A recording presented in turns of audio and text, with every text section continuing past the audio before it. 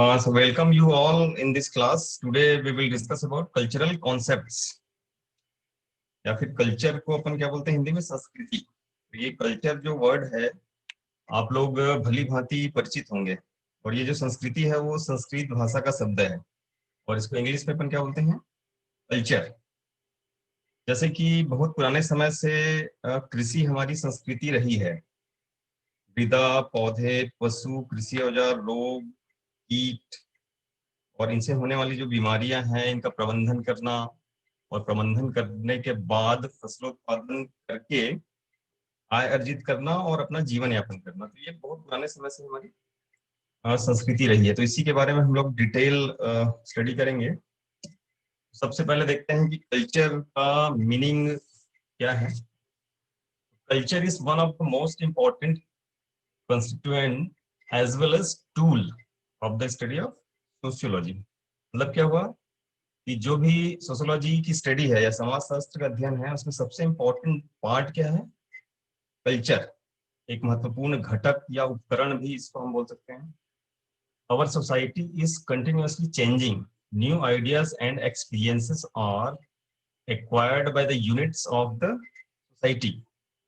तो हमारी सोसाइटी या समाज क्या है कंटिन्यूअसली चेंजिंग, मतलब कि उसमें परिवर्तन निरंतर होते जा रहे हैं। नए नए आइडियाज, एक्सपीरियंसेस या फिर अनुभव हमारे द्वारा प्राप्त किए जा रहे हैं, ठीक है ना। और सोसाइटी को अगर एज अ यूनिट मान लें तो उस सोसाइटी में रहने वाले इंडिविजुअल्स के द्वारा इस प्रकार की जो आइडियाज हैं और एक्सपीरियंसेस हैं वो निरंतर प्राप्त किए जा रहे हैं और इसकी वजह से बहुत सारे चेंजेस देखने को मिल रहा है।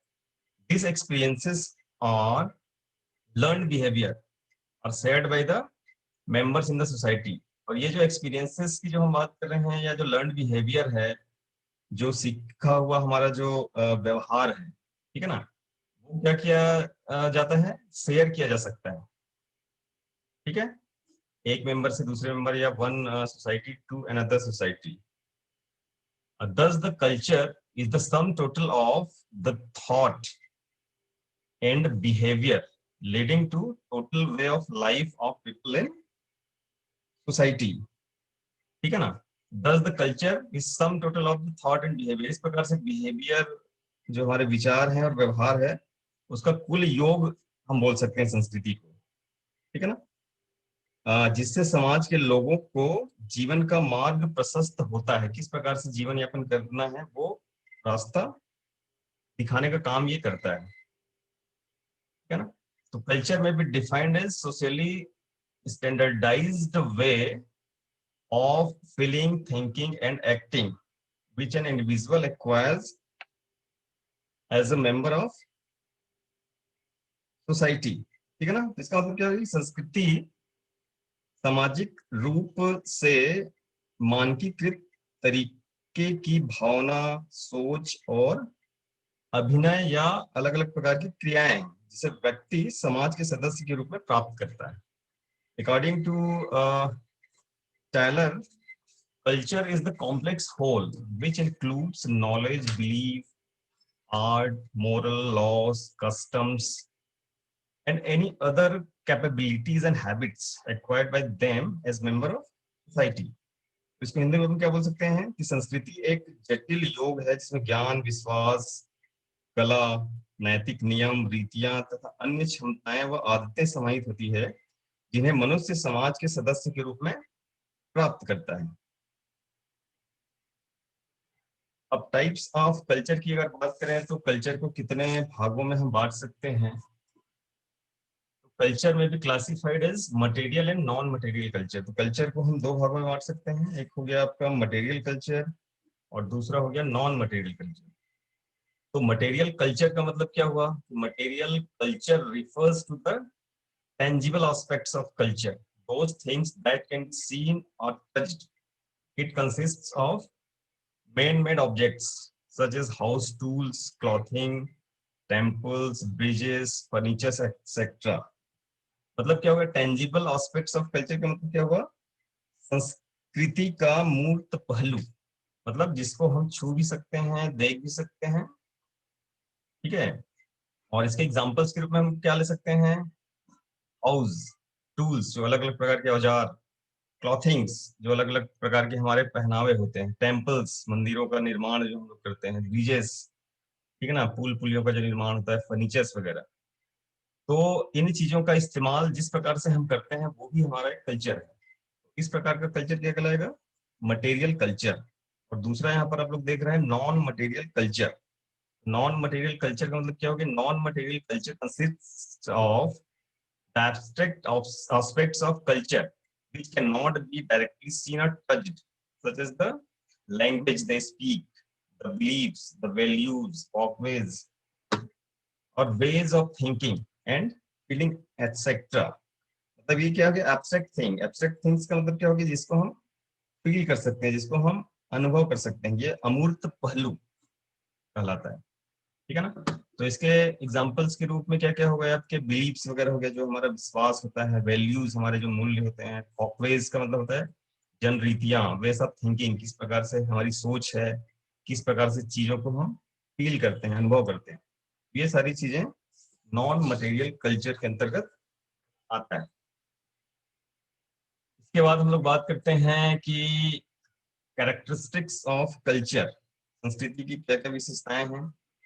तो पहला यहाँ पर आप लोग देख रहे हैं, culture is learn by socialisation process. ये जो कल्चर या संस्कृति है वो सामाजिकरण की प्रक्रिया के द्वारा सीखी जाती है। बच्चा जब पैदा होता है, पैदा होने के बाद परिवार में जब पलता है, तब से वो संस्कृति सीखना प्रारंभ कर देता है। Culture is transmitted. ट्रांसमिटेड का मतलब क्या हुआ? कि कल्चर को एक जगह से दूसरे जगह तक फैलाया जा सकता है। अर्थात इसका मतलब क्या हुआ? कि हम दूसरे का कल्चर सीख सकते हैं, कोई दूसरा हमारा कल्चर सीख सकता है। One society to another society, culture में भी transmitted.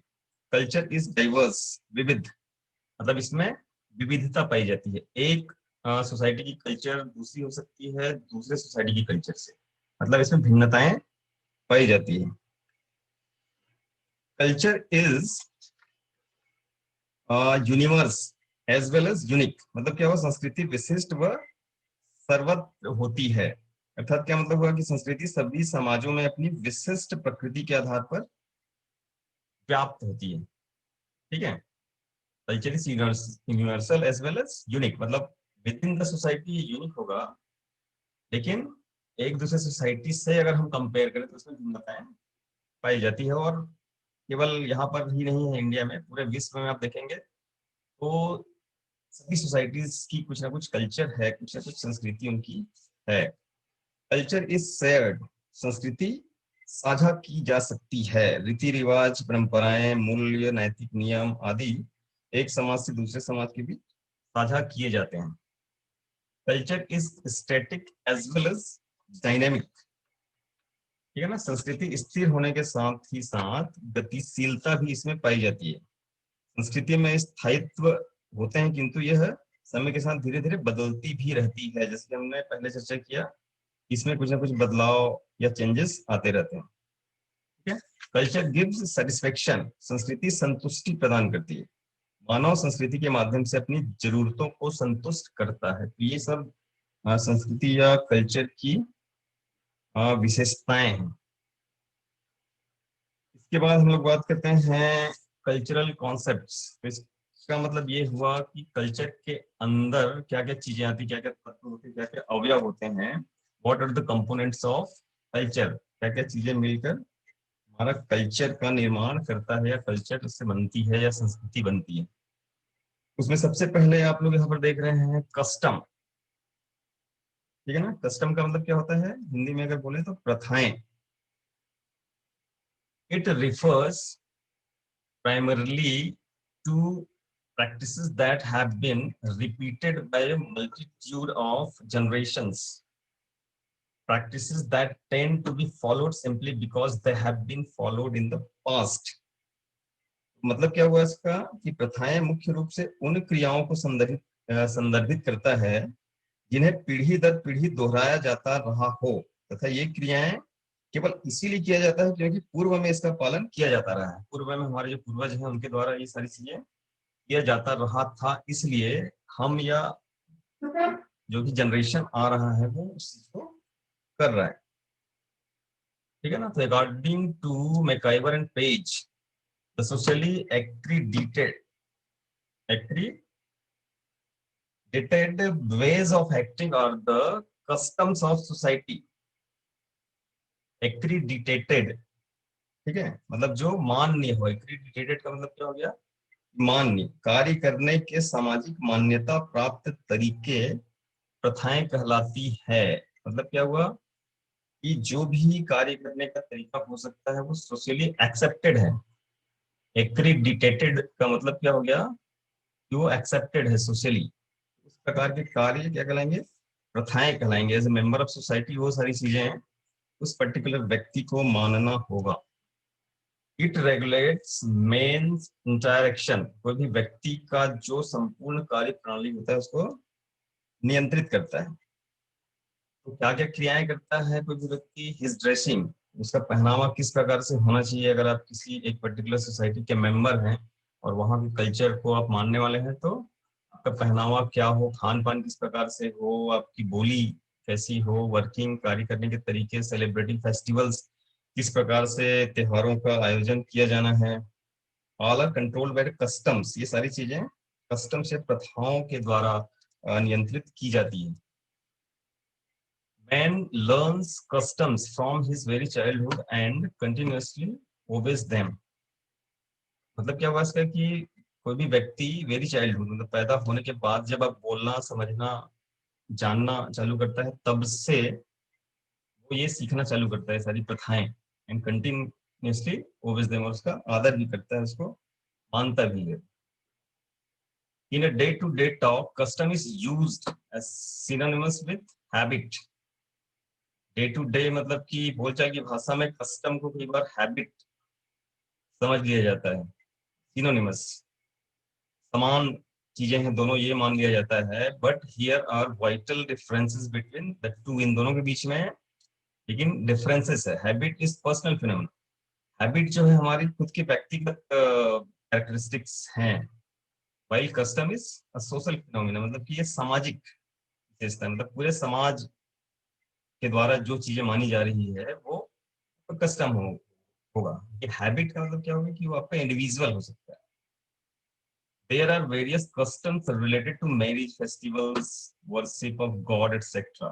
practiced in rural society. ग्रामीण समाज में आप लोग देखे होंगे कि शादी से संबंधित, त्योहारों से संबंधित या भगवान को जिस प्रकार से हम पूजते हैं उससे संबंधित बहुत सारी प्रथाएं प्रचलित है। और अलग अलग सोसाइटी या अलग अलग समाज में ये प्रथाएं अलग अलग प्रकार की भी देखने को मिलता है। इसके बाद बात करते हैं हम लोग फॉकवेज।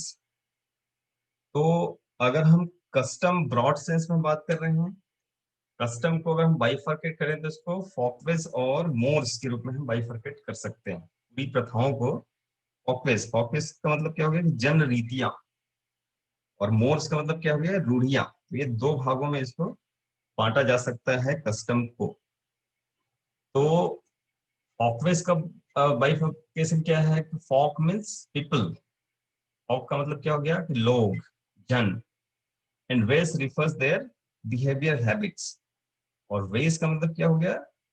उनका बिहेवियरल हैबिट्स क्या है, उनके व्यवहार करने का तरीका क्या है, उस चीज को दर्शाता है। तो ये दोनों मिलके क्या बनाता है? फॉकवेस मीन्स वेज ऑफ फॉक, मतलब जन या लोक की रीतियां या तरीके, जीवन यापन करने के तरीके, ठीक है ना।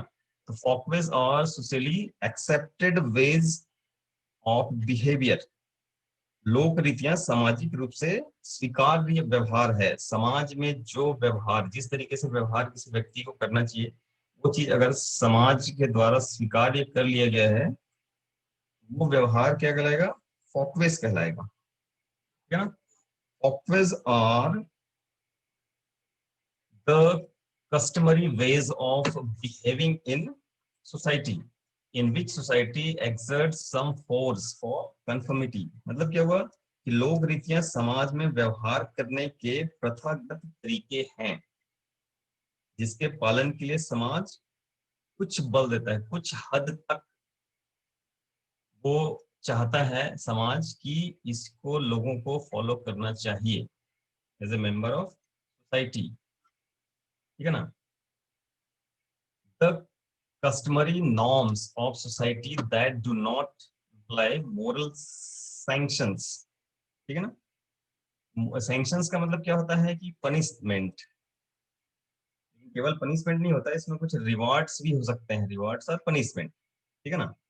इसकी वजह से लोग बाध्य होते हैं कि उस पर्टिकुलर चीज को उन्हें करना चाहिए। मतलब क्या होगा, समाज में प्रथाएं या प्रथागत मानदंड जिसको नहीं मानने से दंड का विशेष प्रावधान नहीं रहता, मतलब फॉकवेज। इसके बाद मोर सब लोग पढ़ेंगे तो दोनों में जब कंपैरिजन करेंगे तो और अच्छे से क्लियर होगा।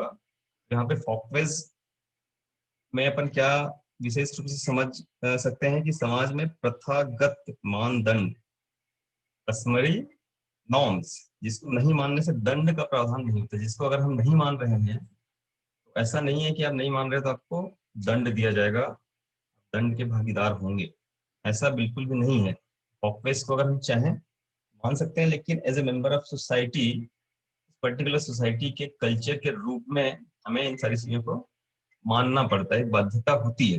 अगर किसी कारणवश हम ना मान पाए तो उसके लिए आपको दंड मिलेगा, ऐसा नहीं है। एग्जाम्पल्स ऑफ फॉकवेज क्या हो गया, गुड मैनर्स, अच्छे मैनर्स आपके होने चाहिए, ठीक है ना। गुड मैनर्स मतलब कि आप बड़ों का रिस्पेक्ट करते हैं, उनके पैर छूते हैं, तो ये सारी चीजें आपके गुड मैनर्स के अंतर्गत आता है।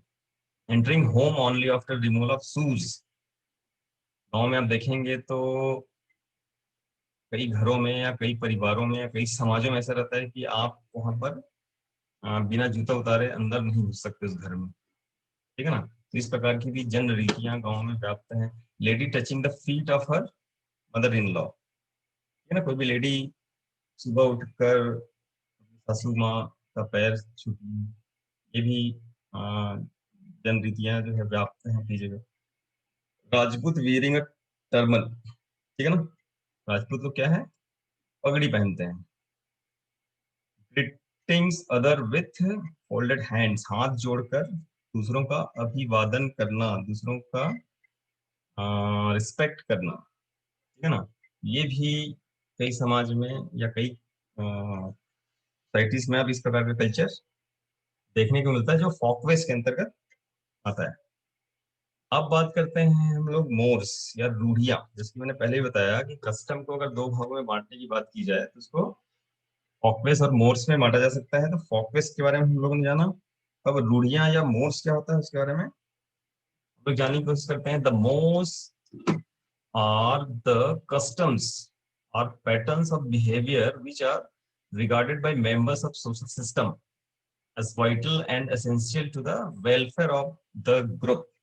इसका मतलब क्या हो गया कि रूढ़ियां ऐसी प्रथाएं या समाज में व्यवहार करने का तरीका है जिसे एक व्यक्ति को समाज के सदस्य के रूप में करना आवश्यक है, जो समाज के कल्याण के लिए भी आवश्यक है। मतलब अगर किसी सोसाइटी के आप मेंबर हैं, उस पर्टिकुलर व्यवहार या वो पर्टिकुलर कार्य आपको करना ही पड़ेगा।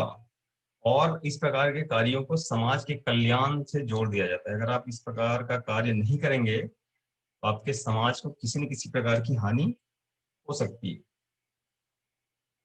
The term mores is used for those things that are ought to be done. Mores या रूढ़ी जो भी है का उपयोग हम किसके लिए करते हैं, किन चीजों के लिए करते हैं, that are out to be done, जो चीज आपको करना अनिवार्य है। It is used for positive action, लेकिन ये नकारात्मक चीज नहीं है, ये सकारात्मक है। मतलब समाज के उत्थान के लिए सारी चीजें किया जाना चाहिए, ये मान्यताएं हैं, तो वो पॉजिटिव एक्शंस कहलाएगा, मतलब सकारात्मक पहलू कहलाएगा समाज के दृष्टिकोण से। मोर आर इंसिस्टेड अपन इंडिविजुअल्स, मतलब इसको एक तरीके से थोपा जाता है या एक तरीके से बाध्य किया जाता है कि इन सारी चीजों को आपको मानना ही मानना है अगर आप उस पर्टिकुलर समाज के सदस्य हैं तो, ठीक है ना। Society exerts pressure to confirm the regular pattern and if not followed individual gets penalty from society। most are rigidly enforced। जैसे हम लोग चर्चा कर रहे थे कि सोसाइटी एक्सर्ट्स प्रेशर, मतलब उस पर दबाव डालता है कि ये सारी चीजें आपको मानने की आवश्यकता है, अगर आप नहीं मानोगे तो आपको दंड दिया जाएगा। यहाँ पर किसी न किसी प्रकार से आप दंड का प्रावधान होगा सोसाइटी की तरफ से, और मोर्स आर नीडली इन्फोर्स्ड, ठीक है ना, बलपूर्वक इसको मनवाने की कोशिश की जाती है, मनवाया जाता है, ठीक है ना। एग्जाम्पल्स ऑफ मोर्स, रूढ़ियों के एग्जाम्पल के रूप में हम लोग यहाँ पर देख सकते हैं, honesty is one of the recognized mores of the society. ईमानदारी, ठीक है ना, ईमानदारी समाज के मान्यता प्राप्त रूढ़ियों में से एक है। सैल्यूटिंग द नेशनल फ्लैग, जो राष्ट्रीय तिरंगा झंडा है उसका सैल्यूट करना, उसका सम्मान करना, ठीक है ना। Standing during the playing of national anthem, जब राष्ट्रीय गान हो रहा है, जनगण मन जब हो रहा है, उस समय हमको खड़ा होना है। मोनोगेमी, मोनोगेमी का मतलब क्या होगा कि एक विवाह, हैविंग वन वाइफ और हस्बैंड, तो एक व्यक्ति जो है, चाहे वो महिला हो चाहे पुरुष हो, वो एक बार ही शादी कर सकता है। Women and children, women and children first in the event of crisis, अगर कहीं पे संकट वगैरह आ गया, उस संकट के समय में वुमेन मतलब महिलाएं और आपकी जो बच्चे हैं, सबसे पहले उनको बचाना है, ठीक है। तो ये सब आपके मोर्स के एग्जाम्पल हैं। मोर्स के कुछ और एग्जाम्पल के रूप में हम लोग देख सकते हैं, जैसे कि राजस्थान में जब वर कन्या के गृह पर प्रथम बार पहुंचता है, घर के दरवाजे पर बंधे तोरण को घोड़ी पर बैठे हुए 7 बार तलवार द्वारा छूता है, ठीक है ना। ये वहां की रूढ़ियां हैं, ये चीज इसको करना ही करना है। अगर वो चीज नहीं करेगा तो कुछ ना कुछ नुकसान बता दिए जाएंगे कि अगर आप ये नहीं करोगे तो आपके साथ ये नुकसान हो सकता है, ठीक है। तो इसको भी हम लोग एक एग्जाम्पल के रूप में ले सकते हैं। फिर हम लोग देखते हैं कि टैबूज, टैबूज का मतलब होता है निषेधात्मक रूढ़ियां, या निषेधात्मक बस भी हम इसको बोल सकते हैं। The term taboos is used for the negative action and for the things that one और नॉट टू डू, केवल नकारात्मक क्रिया के रूप में इसका उपयोग किया जाता है, और इसके लिए बोला जाता है कि ये क्रियाएं उसको नहीं करना है, वो पर्टिकुलर एक्शन इसको नहीं करना है, ठीक है ना। Taboos refer to anything which is prohibited और फॉरबिडन। मतलब क्या हुआ कि टेबल्स का मतलब क्या होगा, एनीथिंग, वो खाद्य पदार्थ भी हो सकता है, जगह भी हो सकता है, कुछ कार्य भी हो सकता है, जिस चीज को नहीं करना है, जो निषिद्ध होता है, तो मना होता है, ठीक है ना। कई कल्चर्स में आप लोग देखेंगे कुछ प्रकार के खान पान पर रेस्ट्रिक्शंस रहता है, प्लेसेस कहीं कहीं पर नहीं जाना है। जैसे कुछ धर्म के या संस्कृति को मानने वाले लोग मंदिर नहीं जाना है, किसी को मस्जिद नहीं जाना है, तो किसी को और कहीं पे नहीं जाना है, ठीक है ना। या फिर कई क्रियाएं नहीं करनी है, तो ये सारी चीजें क्या कहलाती है, taboos. It refers to the prohibition of the types of behavior because of some magical, supernatural और religious sanctions, ठीक है ना। तो इस प्रकार के कार्य जो भी करना है वो मना क्यों होता है, ठीक है ना। कोई भी विशेष कार्य नहीं करना है क्योंकि इसके पीछे कोई शक्ति को जोड़ दिया जाता है, ठीक है। कोई अलौकिक शक्ति को जोड़ दिया जाता है, जैसे भगवान वगैरह हो गया। रिलीजियस सैंक्शंस, एक धार्मिक धारणा होती है कि इस प्रकार के कार्य नहीं करने हैं, इस प्रकार के कार्य अगर किया जाता है तो ये नुकसान आपको हो सकते हैं, ठीक है ना। तो इसके एग्जांपल्स के रूप में हम लोग ले सकते हैं total abstinence of eating beef in Hindu village, ठीक है, जहाँ पे हिंदू धर्म के लोग रहते हैं, वो बीफ, क्या हुआ, गौ मांस खाना totally प्रतिबंधित रहता है, ठीक है ना। And eating pork in Muslim religion, और मुस्लिमों में क्या है, पोर्क, सुअर का मांस खाना क्या है, प्रतिबंधित है। तो ये क्या है, टेबूज। इसके बाद बात करते हैं हम लोग रिचुअल्स। रिचुअल्स का मतलब होता है रीति रिवाज या कोई भी अनुष्ठान, ठीक है ना। तो ritual is prescribed form of behaviour for certain occasions and certain actions are designated in prescribed manner, तो मतलब इसका मतलब क्या हो गया कि रिवाज या अनुष्ठान जो है वो कुछ विशेष अवसरों के लिए व्यवहार का निर्धारण करता है या निर्धारित करने का एक तरीका है, जिसके अंतर्गत कुछ कार्यों को निर्धारित तरीके से किया जाता है। ठीक है ना, कोई विशेष मौकों पर कोई विशेष कार्य करना, पर्टिकुलर नियम के तहत ही करना, क्या कहलाया, रिचुअल्स कहलाएगा। रिचुअल्स में भी defined as a pattern of behaviour और ceremony which has become the customary way of dealing with certain situations.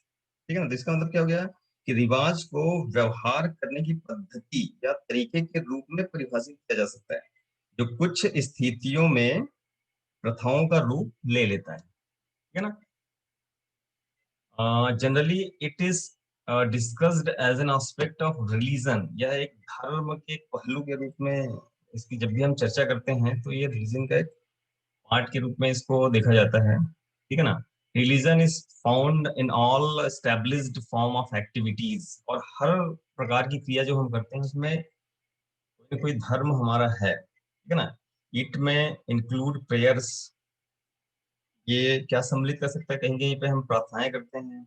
Military organisations and other formally organised groups have adhered to a prescribed form of behavior known as ritualism। ठीक है ना, मतलब क्या हुआ कि आमतौर पर इसकी चर्चा धर्म की पहलू के रूप में की जाती है, और धर्म सभी स्थापित गतिविधियों में पाया जाता है। इसमें प्रार्थनाएं भी शामिल की जा सकती हैं, या मिलिट्री या अन्य जो औपचारिक संगठन वगैरह हैं, ठीक है ना, वहां के व्यवहार करने का निर्धारित तरीका रिवाजों के रूप में जाना जा सकता है। तो इसके एग्जाम्पल के रूप में हम लोग ले सकते हैं playing with crackers on Diwali. Diwali में जो पटाखे फोड़ने का जो रिवाज है कि उसके बगैर दिवाली का त्योहार पूरा कंप्लीट नहीं होगा। Celebration of independence day, independence day मनाने का जो हमारा तरीका है, जो नियम है कि हमको ऐसे ऐसे ही करना है जैसा हम करते आ रहे हैं। सेलिब्रेशन ऑफ रिपब्लिक डे, ठीक है ना, गणतंत्र दिवस का भी आयोजन हम जिस प्रकार से करते हैं, ये सब आपके रिचुअल्स हैं। इसके बाद बात करते हैं हम लोग सैंक्शंस। सैंक्शंस मतलब क्या होता है कि दंड विधान। ठीक है ना, sanctions refer to the reward और पनिशमेंट। तो दंड विधान जरूर इसका नाम हम बोल सकते हैं, लेकिन यह केवल दंड से रिलेटेड नहीं है, रिवॉर्ड या फिर जो भी पुरस्कार है उससे भी संबंधित है। ठीक है ना, जो कि किस लिए यूज किया जाता है, use to establish socially acceptable behaviour of group, community और लार्जर सोसाइटी। और ये रिवार्ड या पनिशमेंट का प्रावधान क्यों होता है, क्योंकि सोसाइटी के लोग जो भी एक्सेप्टेबल बिहेवियर है उस पर्टिकुलर सोसाइटी का, वो सारे समूह के लोगों के द्वारा, समुदाय के लोगों के द्वारा, या फिर उस पूरे सोसाइटी के लोगों के द्वारा माना जाना चाहिए। इसलिए ये रिवार्ड या पनिशमेंट, ये पर्टिकुलर काम आप करेंगे तो आपको इनाम मिलेगा, नहीं करेंगे तो आपको पनिशमेंट भी मिल सकता है। ठीक है ना, दे में भी पॉजिटिव और निगेटिव, ये सकारात्मक और नकारात्मक दोनों तरीके से हो सकता है। Positive sanction includes verbal method such as praise, तो क्या होगा, प्रशंसा। पॉजिटिव सैंक्शंस के अंतर्गत क्या होगा, सकारात्मक सैंक्शंस जो है इसके अंतर्गत प्रशंसा करना, रिवार्ड या पुरस्कार देना हो गया, मेडल्स, पदक वगैरह देना, ठीक है ना, टाइटल्स, उपाधियां वगैरह देना। निगेटिव सैंक्शन इंक्लूड्स गॉसिप, मतलब क्या होगा, चुगली करना, ठीक है ना, थ्रेट्स, धमकी देना। स्लेंडर सटायर मतलब क्या हुआ, बदनामी भरा व्यंग कसना। ये सब निगेटिव सैंक्शंस के अंतर्गत आता है। अब बात करते हैं हम ट्रेडिशन या परंपराएं। Tradition is a belief, principle और way of acting which people in a particular society or group have continued to follow for a long time। ठीक है ना, क्या मतलब हुआ इसका कि परंपरा एक विश्वास, सिद्धांत या कार्य करने का तरीका है जो एक समाज या समूह के लोगों के द्वारा लंबे समय से किया जाता रहा है। बहुत लंबे समय से हमारे पूर्वज, दादा परदादा लोग जो चीजें करते आ रहे हैं, उस चीज को आज भी अगर हम कर रहे हैं तो वो हमारा क्या कहलाएगा, ट्रेडिशन कहलाएगा। तो इसके एग्जाम्पल के रूप में आप लोग देख सकते हैं कि रीडिंग द रामायण और Mahabharata in the evening members of family generation after generation, मतलब एक जनरेशन से दूसरे जनरेशन तक जो पुरानी हमारी परंपराएं थी, जो दादा परदादा लोग करते थे कि रामायण का पाठ करना, महाभारत का पाठ करना शाम को, वो अगर बहुत लंबे समय से चला आ रहा है तो वो क्या कहलाएगा?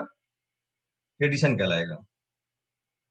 इसके बाद बात करते हैं लॉस, ठीक है ना। तो लॉस का मतलब क्या हो गया कि सामाजिक नियम। लॉस का मतलब नियम। Laws are a form of social rule emanating from political agencies, ठीक है ना। Laws are a form of social rules, एक सामाजिक नियम की तरह है। और ये कहाँ से उत्पन्न होते हैं? पॉलिटिकल एजेंसीज, जो हमारे राजनीतिक संस्थाएं हैं वहां से उत्पन्न होती है। और this is enacted bye a proper law making authority. और इसको किसके द्वारा बनाया जाता है? प्रॉपर लॉ मेकिंग अथॉरिटी है, इसके द्वारा ये लॉज बनाए जाते हैं, ठीक है ना। ये लॉज क्यों बनाए जाते हैं? क्योंकि आपको संस्कृति आपकी जो है सोसाइटी की, उसको मानना है, ठीक है ना। तो इसलिए वो नियम कायदे कानून भी बनाए जाते हैं। फिर आपके मोरालिटी, नैतिकता। Morality refers to that body of rules and principles concerned with good and evil as manifested us by conscience. These rules are admitted by the community, ठीक है ना। Honesty, truthfulness, kindness, sacrifice, etc. are the examples of morality. इसका मतलब क्या हो गया कि नैतिकता उन नियमों और सिद्धांतों को संदर्भित करता है जो हमें अच्छे और बुरे के बीच में अंतर का एहसास कराता है, ठीक है ना। तथा इन नियमों को समुदाय के द्वारा स्वीकार किया जाता है। तो ये क्या हो गया आपका? मोरालिटी। मोरालिटी के बाद बात करते हैं नॉर्म्स। नॉर्म्स का मतलब क्या हो गया हिंदी में? मानदंड। Norms are the established behavioral patterns for the members of a social system. A person who deviates from the norm is generally regarded as deviant by the other members of the system. An individual who first adopts a new technology may be regarded as a deviant by others. इसका मतलब क्या हो गया कि मानदंड सामाजिक लोगों के लिए व्यवहार करने का स्थापित पद्धति है। एक व्यक्ति जो मानदंडों से भटकता है, जो नॉर्म्स बनाए गए हैं उस नॉर्म से अगर वो भटक जाता है, उसे अन्य के द्वारा विचलित या अलग थलग कर दिया जाता है, या उसको अलग समझा जाता है। तो इसके एग्जाम्पल